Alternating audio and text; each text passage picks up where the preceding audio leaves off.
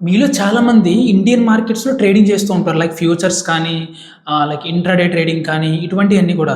So, నా suggestion ఏంటంటే Indian మార్కెట్స్‌లో షార్టర్ టర్మ్ ఈ షార్టర్ టర్మ్ టైమ్ ఫ్రేమ్స్ ఏవైతే ఉంటాయో అవి అంత బాగోవు.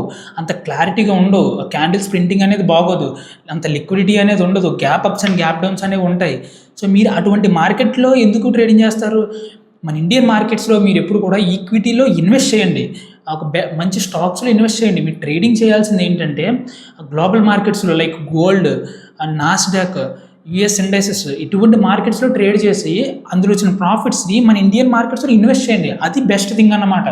మీరు లోయర్ టైమ్ ఫ్రేమ్స్‌కెళ్ళి లైక్ 1 మినిట్, 5 మినిట్ ఇటువంటి టైమ్ ఫ్రేమ్స్‌లో మన నిఫ్టీ, బ్యాంక్ నిఫ్టీ ఇటువంటి వాటిలో ఎక్కువగా ట్రేడ్ చేసి లూజ్ అవ్వడం, విపరీతంగా ట్యాక్సెస్ పే చేయడం, నాకు తెలిసినంత వరకు మీరు ట్రేడ్ చేసే దాంట్లో ఛార్జెస్‌కి, కమిషన్స్‌కి వెళ్ళిపోతూ ఉంటది మోస్ట్ ఆఫ్ ది టైమ్స్.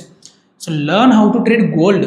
మనకి రీసెంట్‌గా ఈ గోల్డ్ ఫ్యూచర్స్ అనేవి విపరీతంగా ఫేమస్ అవ్వడం స్టార్ట్ అవుతున్నాయి వరల్డ్ వైడ్. ప్లాట్‌ఫార్మ్స్ కూడా ఉన్నాయి మనకి దానికైతే మాత్రం లైక్ యాపెక్స్ ట్రేడర్ ఫండింగ్ అని, టాప్ స్టెప్ అని, టాప్ వన్ అని ఇటువంటివన్నీ కూడా ఎక్స్‌ప్లోర్ చేయండి. ఇండియన్స్‌ని కూడా వాళ్ళు తీసుకుంటున్నారు.